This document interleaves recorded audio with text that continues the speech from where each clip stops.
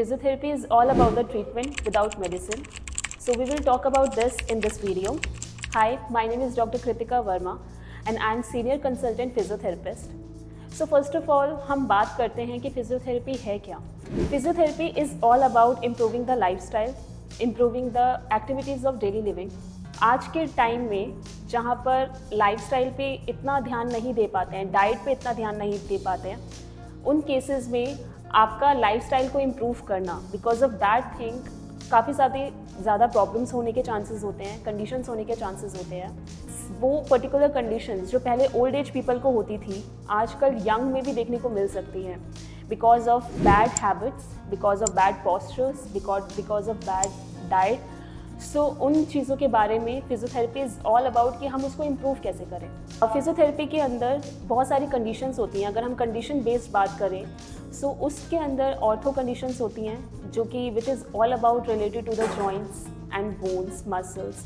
इनसे कोई भी चीज़ रिलेटेड है so it comes in ortho conditions. Muscular conditions, neurology की बात करें तो न्यूरोलॉजी के अंदर ब्रेन से रिलेटेड जो भी कंडीशंस होती हैं वो न्यूरोलॉजी के अंदर आती हैं. न्यूरोलॉजी कंडीशंस जो हैं वो एडल्ट्स के अंदर भी हो सकती हैं, बच्चों के अंदर भी हो सकती हैं जो कि कॉन्जेनाइटल डिसऑर्डर्स की फॉर्म में होती हैं. सो इन चीज़ों के अंदर भी फिजियोथेरेपी वर्क करती है. इसके अंदर भी फिजियोथेरेपी इम्प्रूव करती है लाइफस्टाइल पैटर्न को. कार्डियोपल्मोनरी डिसऑर्डर्स हों उसके अंदर भी फिजियोथेरेपी वर्क करती है लाइफस्टाइल को इम्प्रूव करने के लिए. स्पोर्ट्स कंडीशंस होती है जो हमारे स्पोर्ट्समैन होते हैं उसके अंदर भी फिजियोथेरेपी जो है वो वर्क करती है इम्प्रूव करने के लिए, क्योंकि उसके अंदर भी इंजरी के चांसेस होते हैं. एक सडन अगर a player is playing on the field तो सडन कोई ऑनसेट हुआ, कोई इंजरी हुई, उसके अंदर कैसे वर्क करें तो वो भी फिजियोथेरेपी काम करती है.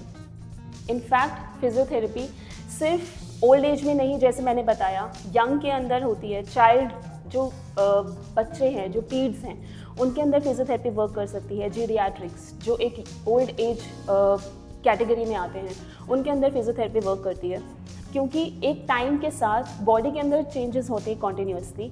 सो बॉडी के चेंजेस के साथ बॉडी किस तरह से वर्क कर रही है, अगर आपका पैटर्न जो है वो आप अच्छे से फॉलो कर रहे हैं, एक नॉर्मल पैटर्न को आप फॉलो कर रहे हैं और बॉडी जो है वो नॉर्मली वर्क कर रही है तो आप नॉर्मल हैं, ठीक है.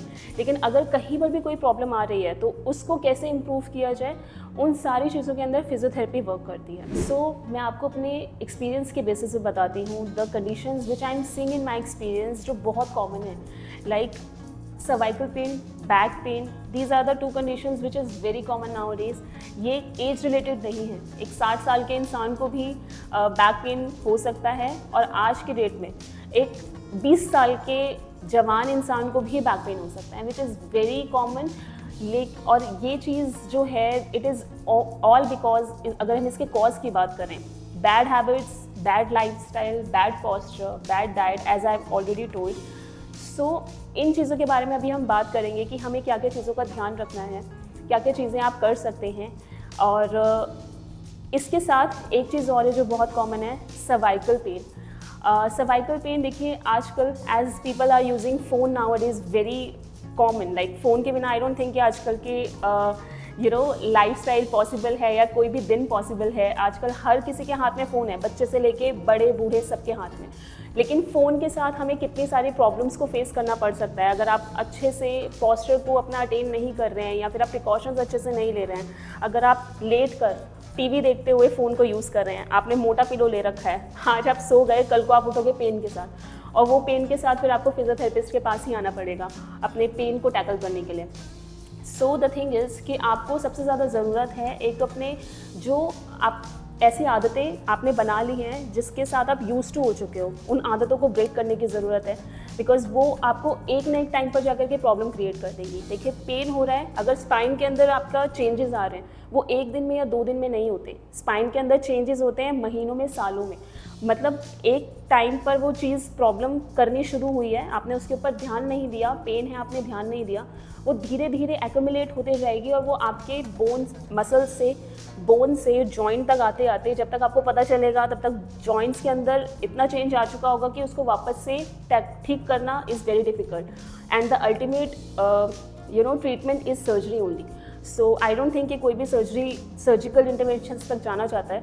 तो मैं आपको कुछ ऐसे प्रिकॉशंस बताती हूँ जो आप ले सकते हैं जो बैक एक पेन है, लाइक लोअर बैक केसेस हैं, तो उसके अंदर फर्स्टली आपको ध्यान रखना है कि you should always sit with back support. आप बैक सपोर्ट के बिना नहीं बैठना चाहिए, क्योंकि अगर आप नॉर्मली बैठे हैं, आपकी मसल जो है वो थ्रू आउट वर्क कर रही है, तो वो जितना ज़्यादा वर्क करते रहेगी वो पेन करने लग जाएगी एक पॉइंट के बाद। तो उस चीज़ को आपको थोड़ा सा अवॉइड करना है। बैक पेन अगर आपको है तो आप हमेशा बैक सपोर्ट के साथ बैठिए। आपको कुशन लगाना है। देखिए स्पाइन जो होती है, फिर talk about the spine, this is the spine structure. So इसके अंदर आपके सेगमेंट्स होते हैं, the cervical segment, the thoracic and the lumbar. इसके अंदर एक प्रॉपर कर्वेचर फॉर्मेट होता है। अगर सर्वाइकल प्रॉपर कर्वेचर फॉर्मेट में है, वेल एंड गुड। अगर नहीं है, दैट मीन्स वो स्ट्रेटन अप हो रहा है, वो आपको पेन कॉज करेगा, या मसल में स्पैज़म है तो वो आपको पेन कॉज करेगा। Same goes with lumbar spine. These are the curvatures which are lordosis. Lordosis means the C shaped, the outer side जो पीछे की तरफ होता है, बैकवर्ड साइड में सी शेप्ड होता है। सो वो लॉर्डोसिस को मेंटेन करना इज़ वेरी इंपॉर्टेंट। अगर ये स्ट्रेटन अप हो गया, दैट इज़ वेरी प्रॉब्लमैटिक। उसको ठीक होने में टाइम ज़्यादा लगेगा, आपको बहुत ज़्यादा पेशेंस चाहिए होगा।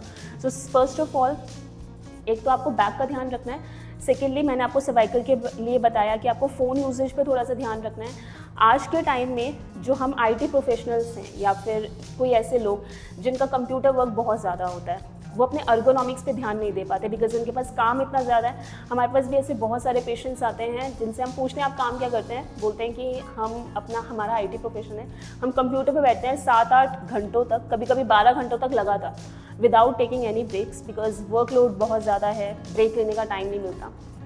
देखिए ऐसा बिल्कुल भी नहीं करना चाहिए। आपको अपनी बॉडी के साथ, अपने इनर सेल्फ के साथ, you should be very kind कि आप अपनी बॉडी को हार्म कर रहे हो काम के लिए। आई एम नॉट सेइंग कि आप काम को छोड़ दीजिए, बट आपको थोड़ा सा बीच में गैप लेके अपनी मसल्स को रिलैक्स करने की ज़रूरत है।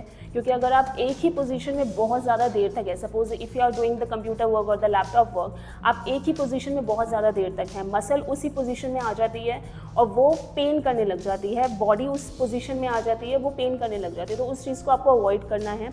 सर्वाइकल केसेस के अंदर भी सेम चीज़ है। जो बच्चे हैं आजकल, वो भी उनका भी जैसे स्टडी वर्क है या कुछ है, तो वो अगर जैसे सपोज़ अगर बच्चे हैं, आई वुड सजेस्ट कि आप स्टडी टेबल पे काम करिए, आप चेयर पे बैठ के काम करिए, आप बेड पे बैठ के या ख़राब पोस्चर में काम मत करिए। बिकॉज ऐसा नहीं है कि बच्चे हैं तो पेन नहीं हो सकता, बच्चों को भी पेन हो सकता है। सो इसलिए आपको कुछ चीज़ों का ध्यान रखने की बहुत ज़्यादा ज़रूरत है, प्रिकॉशंस लेने की बहुत ज़्यादा ज़रूरत है। एंड आई वुड सजेस्ट कि अगर आपको कभी भी लगे कि आपको पेन हो रहा है, don't take it for granted. आप अपने फिजियोथेरेपी सेंटर पे जाइए जो भी आपके नियर बाय है, या अपने फिजियोथेरेपी से कंसल्ट करिए, क्योंकि पेन के केस में वो कब बड़ा बन जाएगा आपको नहीं पता चलेगा। एंड द अल्टीमेट जो आपका इंटरवेंशन रहेगा वो सर्जरी रहेगी। तो इसलिए it would be better if you will go in the earlier stage as possible.